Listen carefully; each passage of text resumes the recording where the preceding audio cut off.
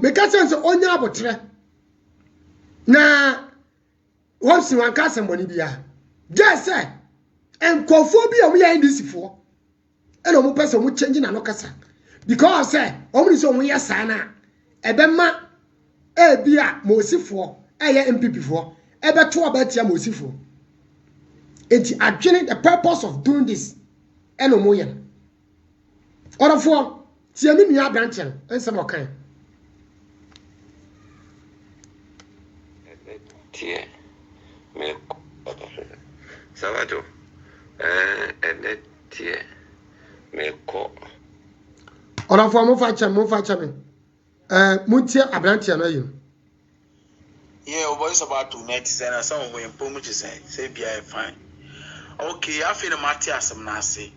if someone say sa ukohwa sa short video no ana me hu ye no kora ni me bufuye me kan kora ne me bufuye if say me mosini ana yi fiefo nyina yi mosifo batie MPP me MPP e umutu mu ndi me no me twa me blood na MPP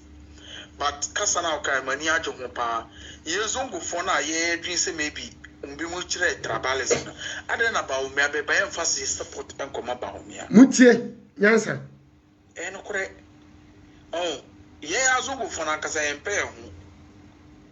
ana e papa akufado wa wo sa beka no wo sa kai ade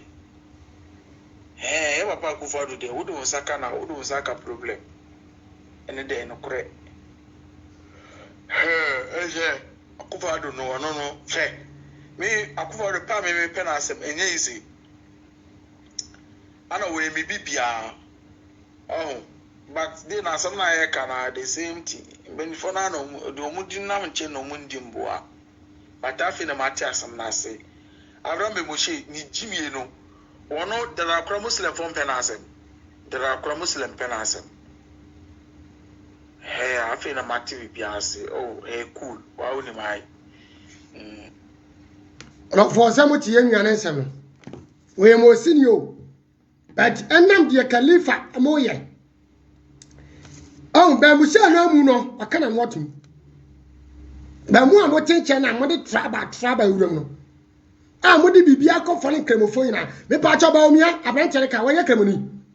ba omia onye islam ni ba omia on free enough ada na no de mo sore nkasantia ba mu sha so kasantia ba omia o kasantia sa twi kasa na mo kana wo ubeduru ya abaka se wanya wunia kana ni be sam na tell baka cho se omunya ganafo sam na tell baka cho se omunya ganafo because they know say they are not Ghanaians but omu cho se omu ka Ghana kasa omu kuta Ghana passport but enen so mani ti ba bi omu firinti omu timi ye chemu aka che omu se aka che se omu to aba o Ghana there omu free Cote d'Ivoire omu ru Ghana mu eno kire se Ghana there is something wrong eno kire se there is something wrong in Ghana the same thing you will Togo for bebre Togo for mienu so ha omu ka twi kasa Ghana kasa but omu kuta Ghana ID no eno omu sa kire we se omu free Togo but omu kuta Ghana passport endi yesia yenuanem Nigeria for Ghana no na bi mu kuta Ghana passport omu ti Ghana no a bi mu titwi no enti omu ya Ghana for na because they love where they belong to, they love where they came from, so they will not tell you they are Ghanaians but they are using Ghana passport. Enti wenye nyimu sa wo yakasa wo free empo me sure say obi emosini ono kura beka say on free Ghana obi oji ni wudi ebeka che so on free Ghana enti basa no a eye tribal wo ya na oh enti mi nua brantie mutie o mo tape no mutie mi nua brantie na ne buofu eti eba asa no kasa bia ope ina mkache so nya abotre o sabato ti me no kasa obehwe mi to nyame me ni chi pass me free no because me so wa enti kroma akra no obi anim se me alatani sa no muka wo ti ase ethically fail se wo ba na wo sa ebe video now the yimu say ba wa bra wo say ye bo travel wo free a ese wo gitum na ne o ma ase me nua ba ko bi frame o sabato tv ha em se ofri wa emosini oframe na ne buofu eti oframe no na okase the hopes ya be kan ese hopes ebe draw ba na me nyante video na me nyante ye koso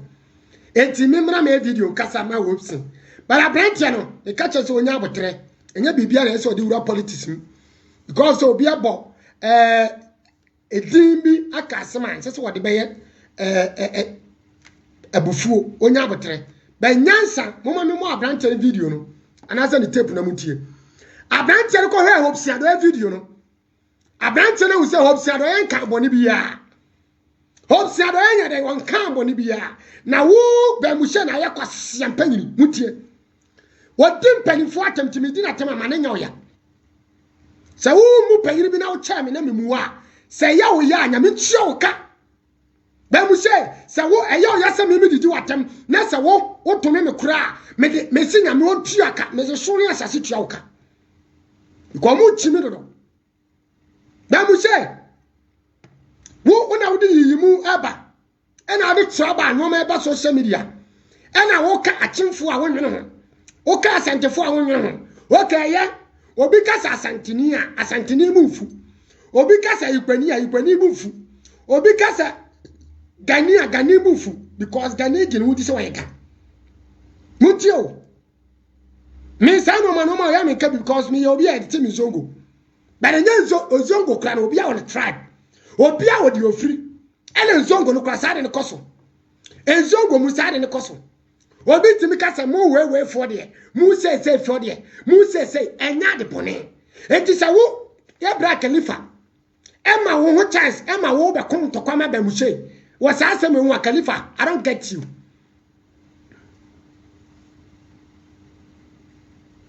Khalifa I don't get you because Khalifa you the same person was on social media e ka kire say obi kasa wo ye tania enya bufuo wo ye ntikiremu ma mani kyeho obi kasa wo ye de ya wo ye asantini enya bufuo obi kasa wo ye nkrani enya bufuo eye ba bia wo fire no ena nipa ne kanti sesa ko ntokwa what me make example we ko page so ko we Khalifa ko page so ko what me make example we na so obsiado be kase ba mu se every Ghana na mo sifo asifriga efri say babia me mo babi ni din enti dia pa na wo hawa Khalifa da bia wo sori a ase MPP no de wo bia nkasa NDC de wo mutimi be di atem wo mutimi be ye de wo mu pe Ghana for mu ya nyatwe yeti ya Ghana ena parliamentarians nko ntokwa NDC for the creating tokwa no ama MP mu ade edi bread e twa ne yanko MP mu